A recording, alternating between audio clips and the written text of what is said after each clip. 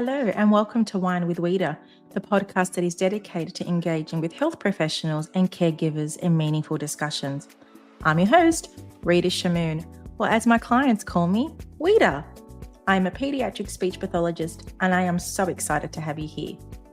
Each week, we deep dive into connecting you with caregivers and healthcare professionals, sharing their insights, stories, and key takeaways to help you with your child's diagnosis and your journey. Whether you are a parent, healthcare professional, a lifetime learner, or simply a wine enthusiast, you're in the right place. So let's sit back and relax and enjoy today's episode.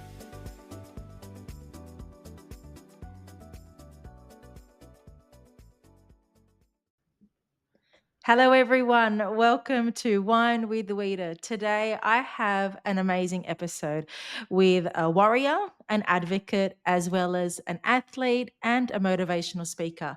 I am graced with Brodie Kelly. Welcome, Brodie, to Wine with Weeda. Thanks for having me. I'm very excited for this episode. It should be good. That's awesome. I came across your page from Kyle Willpower. I interviewed him not long ago, and I was just so amazed with his adversity and resilience. And I just flicked across your page and I thought, wow, this guy's got something. He is really sharing the message of changing your cannot to show me how. And working with young children myself, it's all about building that intrinsic belief that despite their disability, they can still achieve great success. And what a wonderful model for you to share your story today on my platform to not only encourage my patients, but also the parents who really struggle with the idea of how they can support their child with a disability. Yeah, absolutely. I mean, the biggest thing that I sort of live by and sort of speak about on that front, people will either live up to or down to the expectation imposed upon them. So it really comes down to sort of that community and that crew around that person as to the potential that they'll reach. So yeah. Yeah. So you told me earlier you're based in Adelaide and you're 23 years old. Tell the listeners more about yourself, who you are, your diagnosis, and your journey that led you to the young man that you are now. Yeah, so I'm a 23-year-old. Obviously, you've just introduced me. My name's Brodie Kelly, but that's just a name I was really given when I was born. In order to understand who I really am, you introduced it pretty well. I'm an advocate, I'm an athlete, public speaker, peer support mentor, and it all just kind of sits under the one roof under my company, Pushing Perceptions. So Yeah. that's kind of what I do. And Nice. then outside of that, there's all sorts of little bits and pieces that I kind of get up to.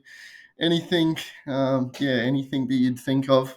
I tend to try and do the things that you wouldn't think could be done with a disability like mine. So, yeah, Yeah. it What all what kind of makes. disability do you have?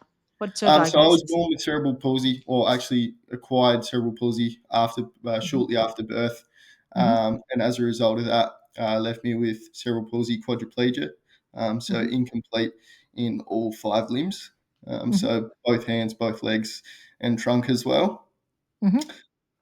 So it And sounds so it sounds pretty, pretty grim or whatever, but um, the human body's just so good at adapting, and I've never really known any different. So, you'd be so surprised as to what you can do with less than 20% body function. yeah, that's amazing. I'm really interested to know how you've changed your mindset to knowing that how you can use your 20% of your body function as well. Let's talk about, if you can recall actually, what your childhood was like, having a disability and how that allowed you to become a better human, but also the challenges that you faced. Yeah, there's plenty of challenges. I mean, um, yeah, where do I even start with that? I mean, obviously, growing up, I didn't really have NDIS or funding supports, so Mm. we just sort of got by with whatever we could. There was no such thing as basketball wheelchairs or rugby wheelchairs or beach Rotary wheelchairs. So, wheelchairs? I never yeah, heard of that. it, Really? Yeah, so there was never Oh. really any of that sort of funding growing up for those sorts of things. So I only really had the one wheelchair to do all my things. So it actually, one of the biggest things was, adapting what we could in order to get to the places that I still had. I grew up with a twin brother and an older sister, and it was really a matter of how I could keep up with them and Mm, not let my disability stop me. Obviously, there was some things I still couldn't do, but yeah, in today's society, I mean, it's so much more adequately adapted to deal with, people with disabilities that want to get to the beach and that sort of thing. So mm. back in when I was growing up, it was more around getting down the beach in wheelbarrows and, duct taping yourself into Yeah. different contraptions to be able to go places. Whereas now, you've got wheelchairs and all sorts of things that are openly funded. So yeah, that was probably Yeah. the biggest challenge outside of the perception around disability as well. It's growing and it's getting bigger and better around the exposure podcasts like yours, and just Mm, everyone sort of embracing it and speaking about it openly from a whole society perspective. So yeah, I'd say obviously access and then the overall perception of disability in general were probably the two biggest challenges. But I grew up in the Barossa Valley, so it was quite a country region. So mm. that was another challenge on top of that as well. So yeah. Did your cerebral palsy I know it impacted your physical development, but did you have any challenges with your communication at all growing up? No, absolutely not. No? So, No. um, So it didn't they impact your put it language in and communication? my plan.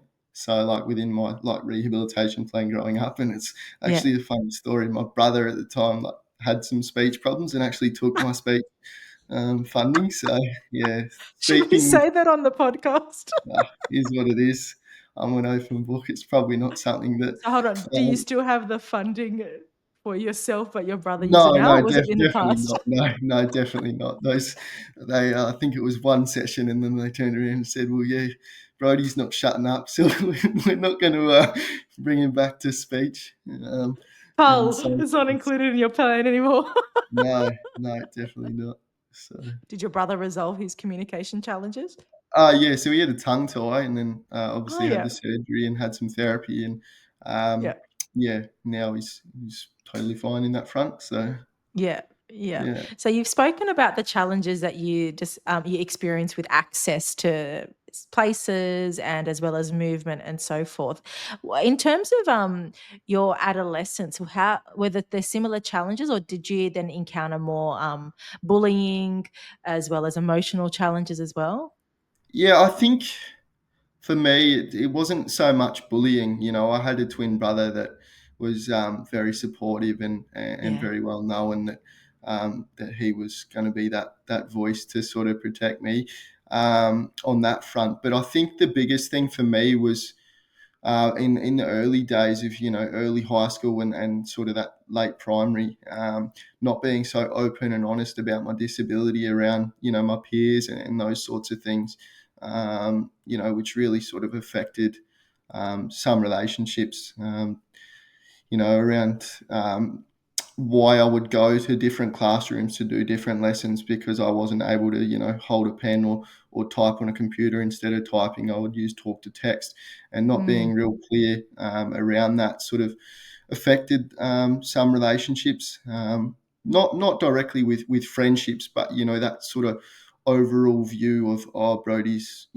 got a significant disability and so forth. I mean, I've always been well spoken and whatnot, but I haven't always been a very good advocate for myself on that front. So, mm. um, yeah, as I've grown older, I've become very much open to having conversations about anything and everything with everyone. Okay. But yeah, in the early days around, that sort of stuff, and even just around like the social side of things, like people not knowing how to assist me in a transfer, Mm, um, or, access to, parties and things, led to me not getting invited to certain places. But it all goes down to, finding your environment that you thrive in.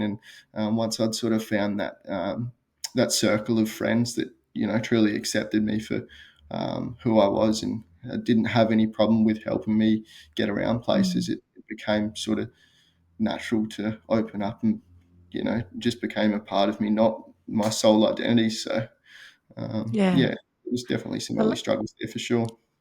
I like how you mentioned, you by you not opening up and telling people about your disability, it actually caused limitations, which then really highlights the fact, let's start talking about it. Let's not hide away from your challenges because yes, you will then find the people that you're meant to surround yourself with. Well, at what point in your life did you realize I need to start advocating for myself to change my path? Well, for me, there was many stages. I mean, even in senior school, like I had a pretty pivotal moment in senior school that actually led me to want to start my business and get into public speaking and disability awareness and be really at the forefront of the disability industry. I had a teacher in school that actually said to another teacher when I'd submitted my assignment that he didn't see how I could have written an assignment based at that standard because he made the Wow. assumption that I was in supported education when in fact I was just in a separate classroom so that I could use talk to text. So Yeah. at that time, that was when the disability advocacy went to another level. But yeah, I mean, in very early days, within primary school and high school, it was sort of that sideline in PE sort of classes and that sort of thing. But Yeah. once people actually realised, even the teachers around adaptive curriculums, but once they realised that I had quite good athletic abilities, Mm. things really started to change, and I just had to be that sort of eager person that had a point to prove, and like regardless of what they said, like just keep showing up and keep trying to prove myself in a way. And I Mm. shouldn't have had to, but that's just the nature of what it had to be in the Yeah, early yeah. days of school. You speak so positively about your twin brother, and I'm assuming your sister too. What was the journey like for your parents?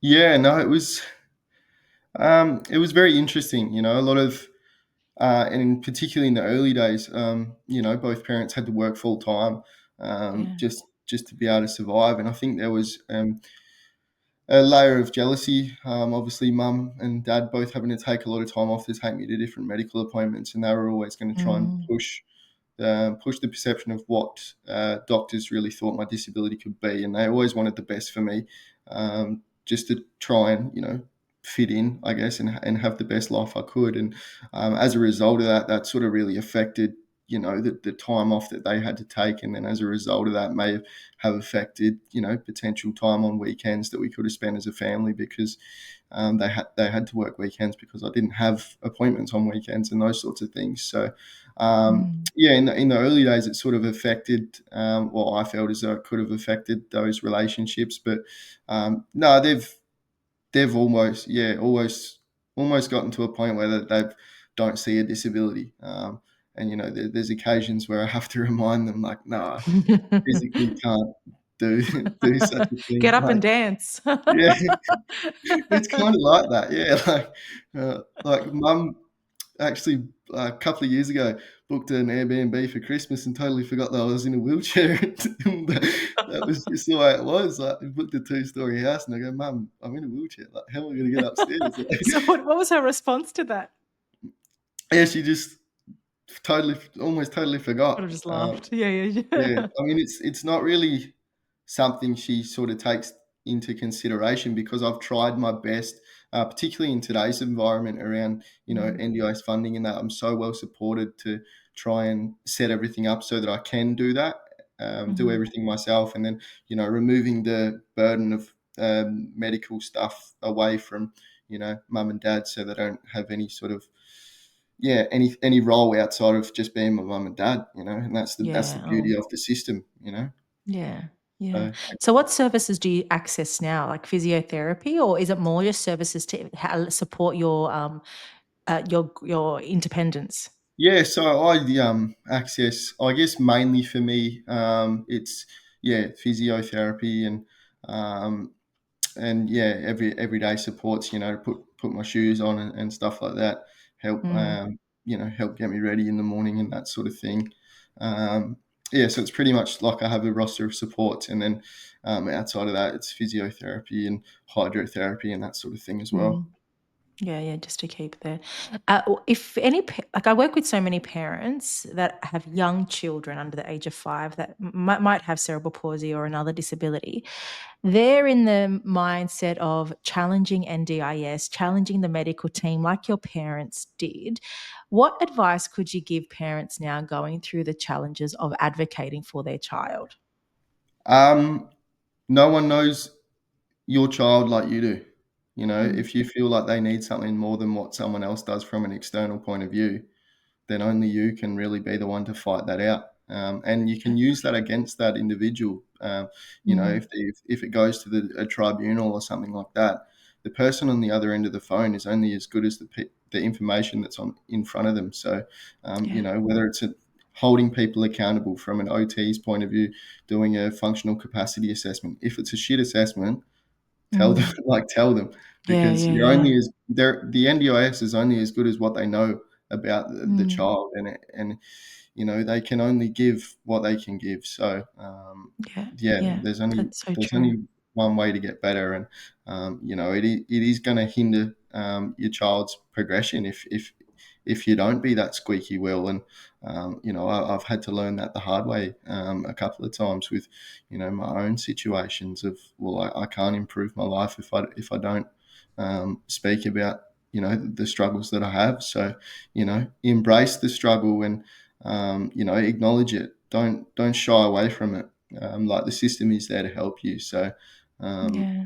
yeah, you've got to do So what you've got to true. do. I always tell my patients, tell them on describe your worst day as every day, because naturally we like to sugarcoat situations so we don't look like we're a burden. But the reality is, these families go through so many challenges. Like what you said, you have to be so explicit with every single need, because if you're not, they won't know the way that they won't know any better. Yeah, 100%. And it is a confronting process, Yeah. to air all your dirty laundry and put it on a piece of paper and be like, this is worst case scenario, but this is reality. Like, I Mm, know from my point of view, I try to be as positive as I can, and reflect what I can do with my 20%. And I don't really like to emphasize what I can't do. But in a funding system, you have to prepare yourself for every possible situation. And the only way to do that is to get real with the people around you, and put that pen to paper. So, as yeah. much as it can be confronting, it has to be done. You're very intelligent, Brody. I just want to make a comment. Like the way you are speaking so fluently about your own challenges, but how it's so important to advocate for yourself. And most importantly, you know so much about the challenges that NDIS place forward for all these patients. What I want to know is that what led you to pushing perception to really advocate for other individuals in a similar boat? Yeah, I think it really, like, the thing is that if I'm struggling with it, then the rest of the world and the rest of the country and the rest of the kids are struggling with it.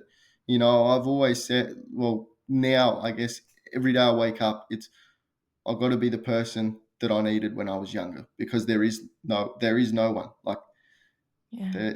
there's nothing. There is nothing there. So I wanted to be that person to speak for the people, and be there for my younger self. And yeah, because no one should have to go through what I had to go through. And Yeah. I had to go through some dark times to see the light. But you know, I guess it's those times that make it what it is. Like, Mm. with all the things that I can't do, it just showed me what I'm meant to do. You know what I mean? So, Yeah. like, my goal and my career became so clear based on everything I can do and needed to do, based on what I couldn't do. If that makes sense. Yeah, yeah, yeah, absolutely, it does. If you were to talk to your 7-year-old self or 10-year-old self now, what would you tell young Brody? Uh, what would I say? Um, Probably accept the help. Don't Yeah, resent it. Like, I know you're going to try and escape your disability, but really embrace it. It doesn't define who you are, but it does change the way that you go about doing what it is that you do. people pay a lot of money to be different. So just embrace that wheelchair for what it is, and it doesn't have to just be a medical device. It can be so much more if you just let it be. Yeah. Yeah, change your view and change your life. That's what I live by. You said something so interesting. People pay so much money to change who they are. And Yeah. that is so accurate. Like not many individuals on the planet actually accept who they are, and they are paying so much money to change who they are, possibly from even like a cosmetic perspective. Where did you get that? How did you learn that phrase? Like what made you think of that phrase? That's so remarkable. Well, yeah, funnily enough, I've been writing scripts for the perception program for the last couple of Yeah. months, and Yeah. that's one of the quotes I came up with. So, yeah, I mean, everyone pays a lot of money to try and look. They follow trends, and To and, fit in. and Mm, people are trying to pay money to impress people that they don't even like. You know, so true. or know that they don't even like them. For example, like, why would you just not be yourself and then get people to love you for who you are? Yeah. And if you don't show up for yourself, then who else is going to show up for you? Yeah. So, Yeah. you, You you've got nailed to it. you've got to find a way to just embrace that disability, ask for help. Like, just because I can't climb a set of stairs doesn't mean that I can't get up the set of stairs. It Yeah. actually presents as an opportunity to have that sort of intimate experience with someone else and share in that vulnerability. All of a sudden, it's an opportunity to share an experience with someone else rather than just myself. So Yeah. Yeah. there's always another lens to the story. So Yeah, yeah. there is. It's beautiful to hear. Like if people were seeing you struggling to the stairs, I'm assuming a lot of people would just walk past you. What's the best thing we could tell people to do? Just offer the assistance. The person isn't going to say no, or they'll be more than happy to answer your questions. I feel like, especially with young kids, parents stop their child from asking the question, oh, what's wrong with that little child? But as a parent, we always want you to ask to support their child's needs too. What advice could you give for that? Yeah, so I guess everyone's in such a rush to just do something for you rather than Mm, asking, what is it that I can help, or how can I help you do it? So mm, instead of rushing in to do something for someone, it's how can I still help you do it? Um, yeah, you know, and a lot of people actually don't realize that they make it worse than what it actually is. Like I catch Ubers. I don't drive for myself at the moment, and a lot of mm, Ubers, like, they naturally go to help me transfer, but they're actually in the way of the transfer, but they don't realize that they're in the way of the transfer, and as a result of that, I have to then change the way that I transfer, which then makes the struggle look worse than what it actually is. So it's yeah, just yeah, yeah, openly communicate everything. Everyone yeah, has differences in this world, and it just should be openly communicated. Everyone's yeah, yeah, yeah. everyone's different. So So when an yeah, Uber driver comes now, do you say, "Hold up, mate, listen to what I say, follow my direction, and then that's you can help me," as opposed to yeah, you like assuming I'll how I need the help? 100%. And if language isn't the greatest, I'll just I'll openly communicate. Like, I'll slow my speed. Like, I'll use my hands as best I can. Um, like, there is a number of ways you can do it. But don't try and rush through it, and realize that they are actually just trying to help, and they are trying to do their job at the end of the day, and they don't know what they don't know. So take that opportunity to then educate them for the next person. You know what I mean? So Yeah, as much as it can be frustrating, like, there's been many times where you're in a rush and it's just like, oh God, I've got to get to work or whatever, and it's like, yeah, I yeah, don't yeah. really feel like turning this day into an education lesson, but you know, you just got to do what It's you got to like, do do. you I know a girl that has, lots of food allergies, and she got so sick of telling everyone all the intolerances the restaurants can't include in her meals. Like, it was like a business card that she said, "No garlic, no onion, no none of this." Do you feel you have to have, like, a script ready to show everyone so you're not repeating yourself again and again? No, no, I wouldn't say necessarily a script. I mean, you've definitely got your ways. Like, I definitely remember the easiest way to openly communicate how to take the wheels off my wheelchair, because Mm, I can't do it myself. So, and it's very much, instead of the, like, English language, you kind of remove that to the best of my ability and just use my hand signals. mm, And they tend to get it. I mean, a script might be easier, but no, Just a yeah, food for thought. every case is different, you know. So, you know, one day I might get a Camry, the next day I might get an SUV. Yeah, okay, So, I you know, getcha. it sort of changes the way that I transfer as well. And Mm. um, yeah, so every situation's different. It's not exactly like a food allergy, unfortunately. Yeah, yeah, that's okay. Now, tell me about pushing perceptions. What inspired you to start that as a business, and what does it involve? Yeah, so Pushing Perceptions, it's a disability awareness organisation, both for disability providers, but then also hopefully in schools as well.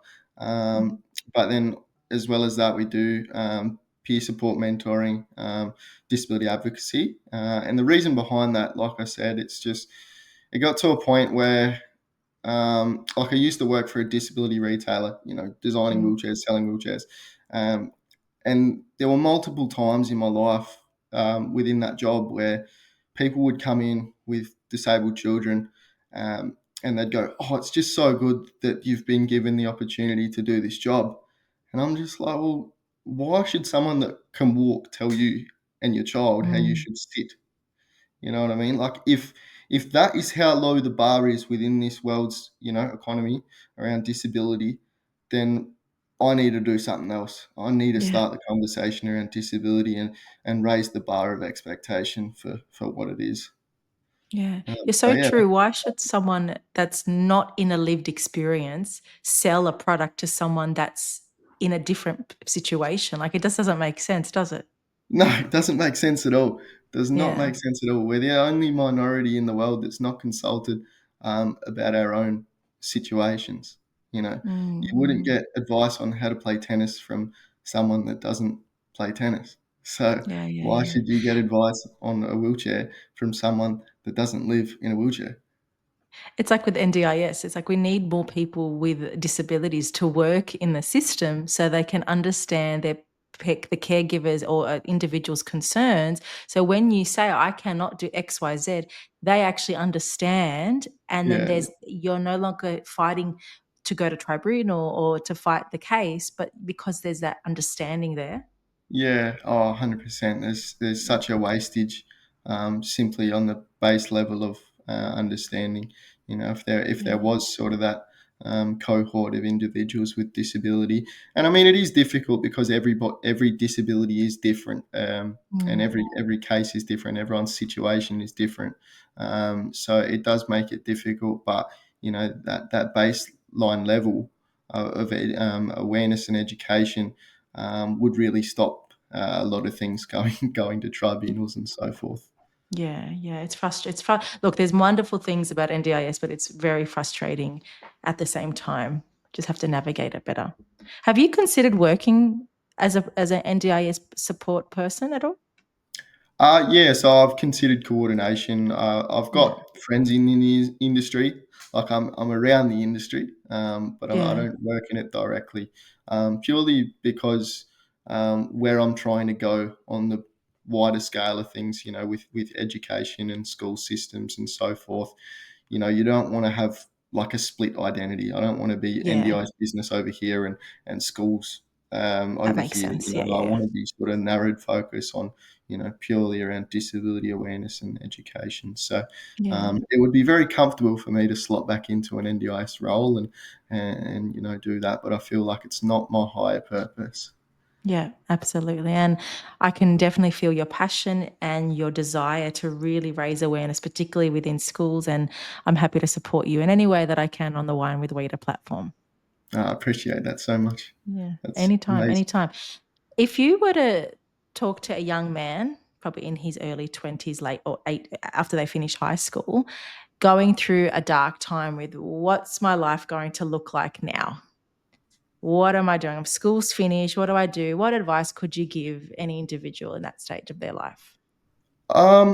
I think the first thing to try and understand is like the comparison. You know, don't Mm, compare your situation to someone else's because it may look like a lot of people have their life figured out, but I can assure you that everyone else is just trying to figure out their life as much as what you are, no matter what the age is. So, um, I'd just say if you truly don't know what it is that you're trying to find, and you're stuck between that purpose in your life, just try things. The only way Mhm. to find out what works and what doesn't is to just try things. Yeah. Yeah. Yeah. What's the worst case answer? No. Yeah, exactly. Yeah. And Yeah. you're no further behind or ahead of where you were on the day that you got told no. Yeah. You just Yeah. go again. Perfect.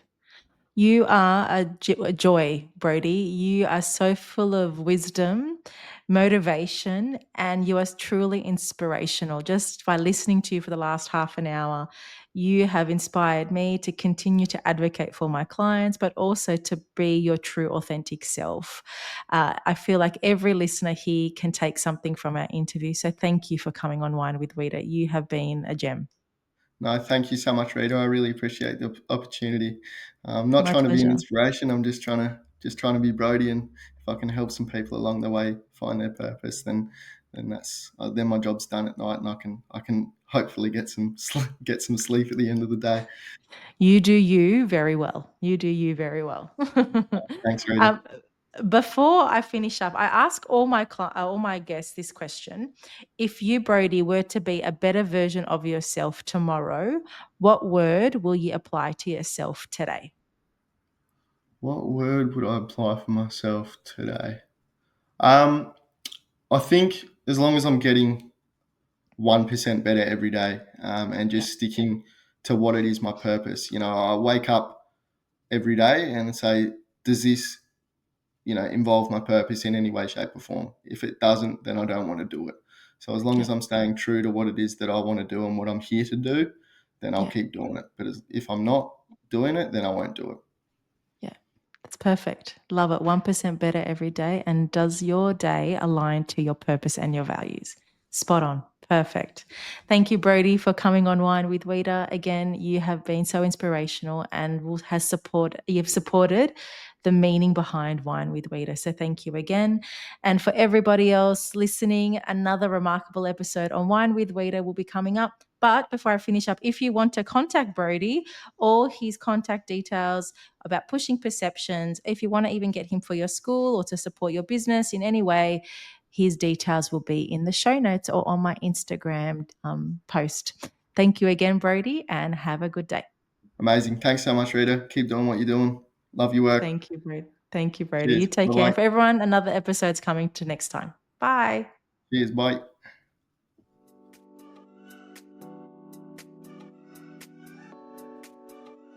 Thank you for tuning into another episode of Wine with Weeda. I hope you found some new inspiration, learnt something new, or gained a fresh perspective. If you enjoyed this episode, I'd be so grateful if you please leave a 5-star review, as it really helps the show get in the ears of new listeners, plus it takes 5 seconds. If you're keen for more strategies and insights, then head over to Instagram and follow RS Speech Pathology.